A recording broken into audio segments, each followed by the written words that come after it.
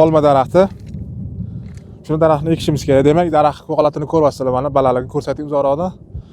Mani bo'yim taxminan bir 2 metr bo'lsa, yana bu 2,5 metrlik daraxt ekan. Qoyil. Shu demak, endi daraxt ekish boshlaymiz. Daraxt ekishda unaqa qiyin narsa emas, faqat 3-4 ta aniq qoidalar bor. O'sha asosida eksa, xudo xolasa yaxshi bo'ladi deyman. Daraxtni qo'limizga olganimizdan keyin ildizlari bor aka. Mana ildizlarini, mana singan ildizlarni ko'rsatasiz. Mana sal-sal singan ildizlar bor. Shular bizga kerak emas, baribir bu yog'iga harakat bo'lmaydi. Shuning uchun buni singan ildizdan yengil kesib chiqamiz. Qattiq kuchli kesib yuboramiz ildizlarni. Taxminan yangi, ya'ni to'xtagan joyidan bir 5 sm, 10 sm gacha maksimum tushishimiz mumkin. Yengil oldik bularni mana. Ko'rildi mana. Endi boshlaymiz buni. Qo'ydik daraxt olib kelib. Ushlab turasiz. Mana amifos aralashtirganmiz bir turpoq tagiga, har bir turpoqqa taxminan daraxt tagiga 250 gram, 300 gramgacha solishimiz mumkin. Turpoqqa aralashtiramiz buni. Yaxshilab mana. Ko'ryapsizlar.